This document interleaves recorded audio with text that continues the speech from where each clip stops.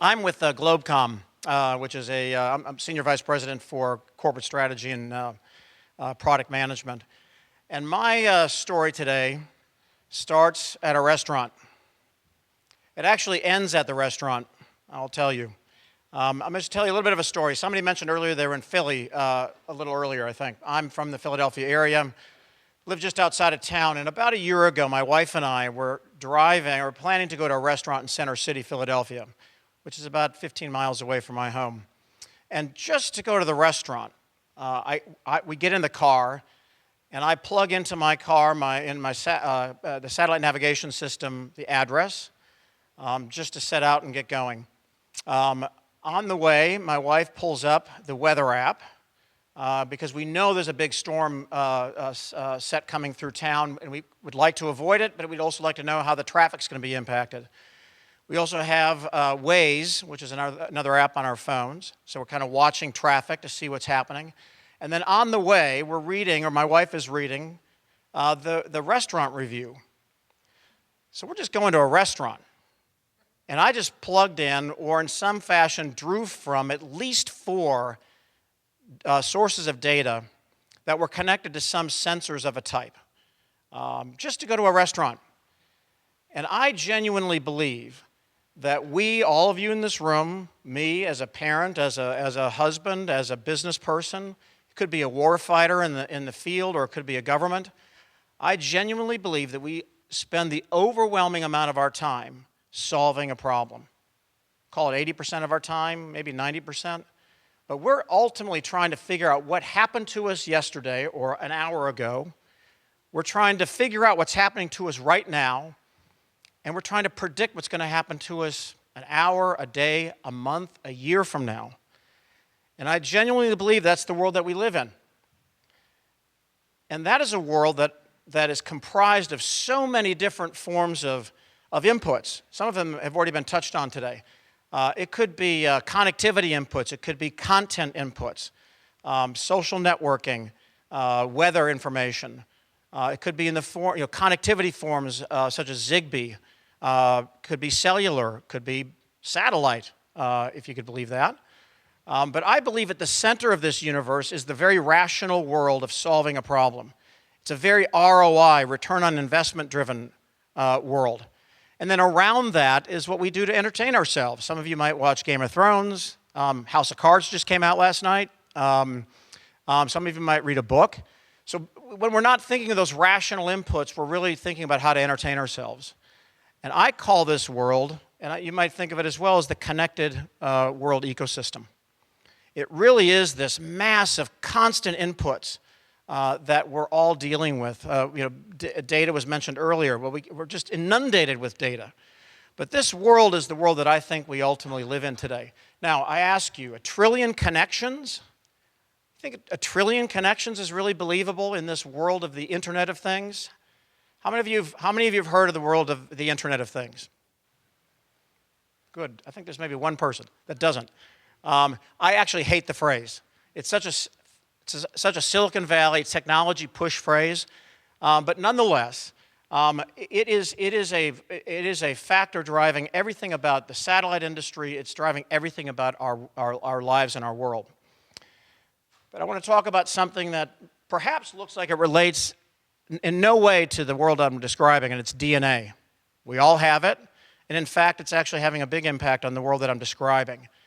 DNA in this case, however, is, in your mind's eye, think left to right, device, network, application. So on that left-hand side, device, I'm talking about sensors, perhaps trillions of them, perhaps multiple trillions. Those sensors are measuring every aspect of our lives today, every aspect of a GE locomotive. I think they have about 250 sensors on board that are pulling 150,000 data points a minute. Lots of data.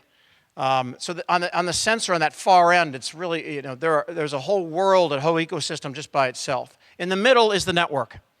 The network from Ethernet to satellite is that tapestry of connectivity that you frankly can't get to the data without the connectivity.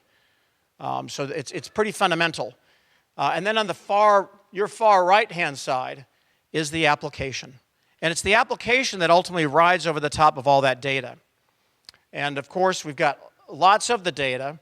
And imagine yourself, whether you're an agricultural company or a heavy machinery company or an oil and gas company, you have an application that's very specific to your industry that you might actually want to customize to your very specific company.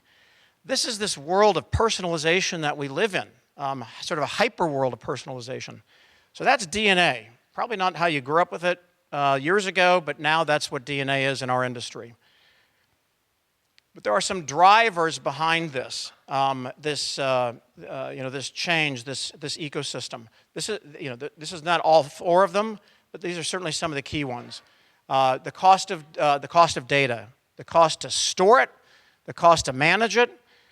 In some cases, seems to be approaching zero. It's all being done in the cloud, very inexpensively, very easily. So one of the key drivers of what's happening. The cost of bandwidth. We've talked a bit about that already today. There's continually more bandwidth being thrown up, whether it's fiber, it's cellular, it's satellite, it's FSS geosynchronous, or it's MSS low Earth orbit. More bandwidth and more bandwidth efficiency. Now let's talk about the sensor. The sensors get smaller and smaller, and they draw on less and less power. What I liken what's happening here is to like a French meal, something that can be so small and yet so powerful.